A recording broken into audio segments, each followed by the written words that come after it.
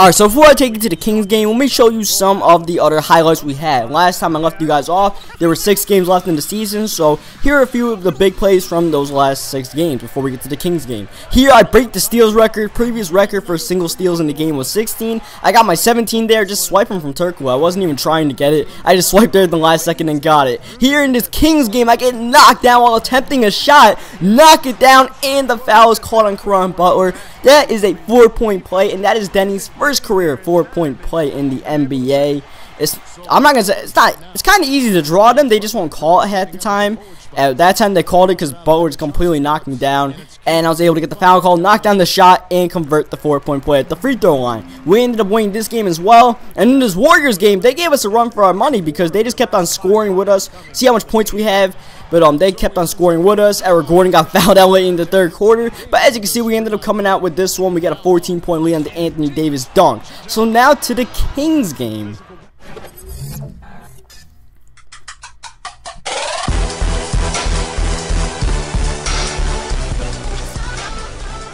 Yo, what's up, everybody? Denny Tice entering the Sacramento Kings arena. I'm not sure what it's called, but here we are. And we're still on the winning streak, of course. The Kings are actually sort of a playoff team right now. They're like somewhere in the lower seats, so, you know, they're alright in this game, even though they do have a losing record. We still haven't lost in like an infinity amount of games. And honestly, the winning streak isn't that important to me anymore. I mean, it was important when we were trying to get to 33. But it's not that, like, I don't really care about it anymore, you know. I'm more worried about the playoffs and stuff like that. And if we lose the game, you know, I really don't care. And these Kings, they cared, though. They cared about beating us. And here, Eric Gordon takes the worst shot possible in transition, but knocks it down. Yeah, these Kings were being scrappy as hell. Marcus Thornton, though he missed that shot, was making most of his contested 3-point shots with Eric Gordon with a hand in his face. So Thornton was a problem. We cannot get boards for our lives. Denny Tice pulling up here, knocking down the 3 out of the inbounds play there. And again, double teaming here early because I was getting a few buckets. So as usual, double team comes, you pass off to the teammate, get an easy assist there. There, they try to throw the alley-oop there, put on a show for our hometown fans, except we intercept that one. And then Denny with a beautiful bounce pass across the court to Henry, who converts that layup there. And then here, just a little sweet pass to Eric Gordon, he knocks that down. So this is the second to last game of the season. And like I said, we're getting ready for the playoffs, just like last year. You know, last year when I was testing out stuff for the playoffs, I ended up breaking the scoring record. That didn't exactly happen in this game. This game I wasn't in that kind of mode. You know, I had the microwave. I was kind of testing that out. This time, you know, I was just trying to win a game, you know. I was just trying to, you know, get this game over with so we could get to the playoffs more than anything else. Get the win, all good, all good. But these Kings had something else in mind. You see the score is still close. They're trying to crash the boards there. They don't get it, and then I see Iguodala in transition. He's able to lay it in there. So, we just could not shake them. We could not shake them, partially because they were so good at one-on-one buckets. I mentioned Thornton. I think that's Danny Green. Danny Green was getting a ton of one-on-one buckets. There, Denny Tice puts someone in the air and then knocks down the 3-point shot. But, here they come right back. Jimmer Fredette. I play a little bit off of Fredette, which is a bad idea because the only thing Fredette can do is shoot threes. And that's what he does. And he knocks down the shot. But I come right back. I'm not happy, so I take the shot there. But look at this. We're down 2. Then he gets a steal, though, so we can try to get a lead heading into halftime. Eric Gordon converts that dunk there on the fast break. And that's kind of the way we went into halftime. As Thornton tries to take that shot. No, wait, hold on. And 1. Kings want to take the lead in the halftime. Kings want to break the streak in front of their hometown fans. They're not losing their stadium, so, you know, the Kings are staying in Sacramento, just like how we're still the Hornets right now. We're not the Pelicans. Don't worry about that. So, really tight score in halftime here. Denny Tice probably going to win the MVP. Eric Gordon probably could have taken that 3, but decided to take a 2-point shot instead. But anyways, next thing I want to talk to you guys about real quick is I want to know how many live commentaries you want me to do during the playoffs. Because however much you guys want me to do is how much I'll do. I could do live comms on all the games. Well, I can't say all the games. So some of the games I might just want to play in spare time when I can't do the live comms, you know. But if you guys want me to do a lot of live comm games, I'll do that. I mean, if you guys want me to do game 1 of our quarterfinals live comm, you know, let me know right now because I'll probably play that game sometime today. So let me know about that in the comment section, and just however much you guys want to see. We'll gauge the interest as the playoffs go on, you know. So we'll get that going, especially if the series isn't that close, you know, like the quarterfinals might not be that close. you know, I might just combine 2 games in one like I did last year when we were playing the Grizzlies. I think both the Grizzlies and the Dallas series, I put game 3 and 4 in one video. I might do that again if the games aren't that close, because, you know, who cares about the quarterfinals and stuff like that if we got the semifinals on the horizon, right?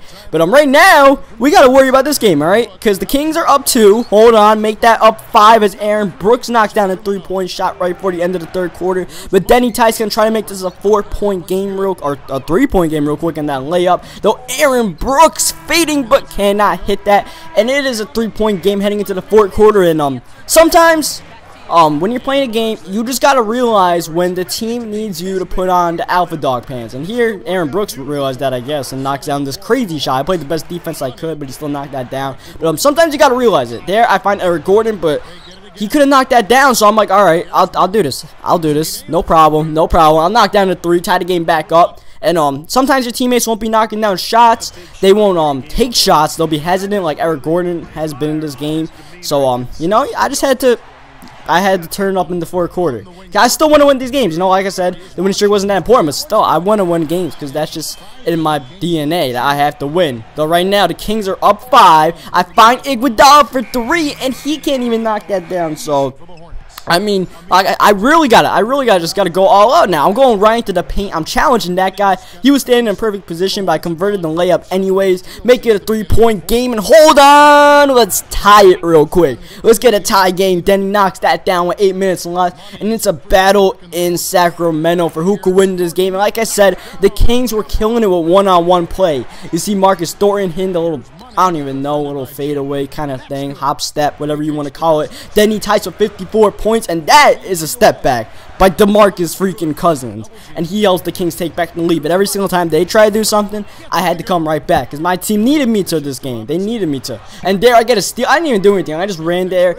and the ball just happened to fall in my hands. I'm going to be honest. I didn't touch any buttons to make that happen. It just happened. And there, Ed Davis, he made that happen. I passed it to Iguodala. Iguodala won the better passing bigs in the game. I'm not gonna say bigs in the game. One of the better passing small forwards in the game. You know, maybe like top 3 passing small forward. And there he finds Ed Davis for the and 1. Though they're just converting every single time. Thomas Robinson's a beast, or Robinson I should say, is a beast in this game for whatever reason. Iguodala is starting to get a little roll going on here. I get Iggy in the game more and more. He's starting to realize what he's got to do. Thornton still knocking down these crazy shots, and that's what's helping the Kings stay in the game. You know, we're converting our buckets on our end.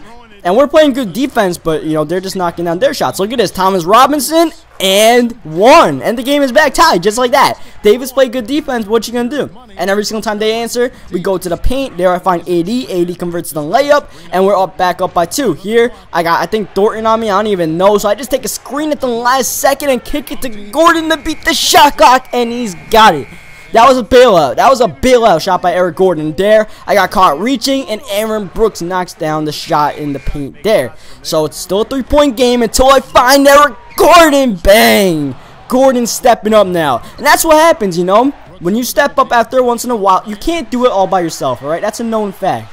You cannot do it all by yourself. You need help. So, you know, the alpha dog mentality can only kick in for a certain while. You still got to find guys. You see Iguodala, I'm going to take this one, though. That's wide open. I got to take it. But every once in a while, you know, they'll eventually get a good double team on you, and you got to find your guys. Unfortunately, Aaron Brooks finds his guy. Whoever was guarding him, I don't know where he was, but Thornton has 26 quick points here. And these Kings are just scrappy, man. They're just scoring with us. They're scoring with us. And here I see Eric Gordon, who says, I'll take those 3 points right back. I might have screwed up on defense, but I'll get them right back on offense. Back to a 6-point game. Here, DeMarcus Cousins showing his range from about like 20 feet there, knocking down the shot. And then here I get double teamed. I'm standing, and I almost throw a turnover there. Iguodala gives it back to me. Shot clock winding down 6 seconds, trying to draw the double team back. And then the weirdest thing happens. I was about to pass it, and I was like, okay, I gotta shoot this layup. But when I tried to shoot the layup, I hit like the LT button or some button that ended up passing it to Anthony Davis. Or else I had the wide open layup there. Instead, we don't get those 2 points. And here's DeMarcus Cousins trying to get 2 points right here on the other end. And that's what he does, and he makes it a 2-point game. And I'm not gonna lie to you guys, alright? I kind of threw this game away at this point. Watch what I do here on purpose.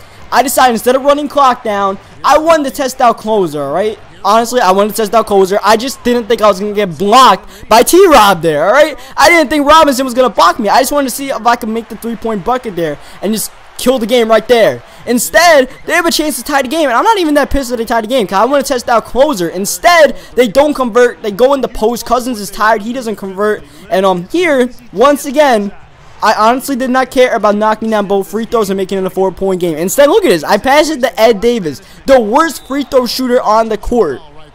I just want to test out this closer signature skill real quick so we're prepared for the playoffs. And as I kind of expected, Ed Davis misses a free throw. 3-point game. So it's up to the Kings to make this 3-point shot, or else I won't even be able to test out the closer. And look at this new move I make. I didn't do this on purpose. I decided to reach and try to get the steal, and I leave Aaron Brooks wide open for the tying shot, but he cannot get it. He cannot get it, but T-Rob gets the offensive rebound to Cousins. Back to Brooks to tie the game and send to overtime, but he cannot get it. Well, that was close. That was close. The winning streak is still alive, though. Even though I tried my hardest to get that game tied up, that dude just couldn't knock down his open shots. So what are you going to do about that? We'll come out of here with the win. A win is always good, right? So that'll do it for this video. We got killed on the offensive boards, but we still won the game. So that's another 20-point game in the books, pushing your streak into double digits. That's not an easy thing to accomplish in this league. Where does that rate for you in terms of personal milestones?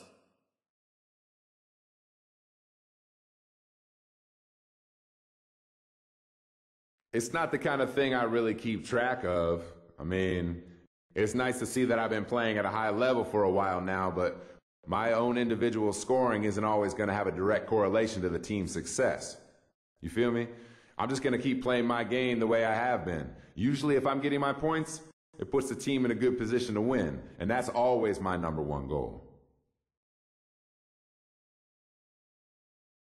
Alright, as you guys can see, Denny Tice has won the MVP award this season. Back-to-back MVP awards for Denny Tice. You can see my season-ending numbers there. The only thing that's a little bit skewed is the assist number because, for whatever reason, the max amount of assists you could get per game in the stats is 31.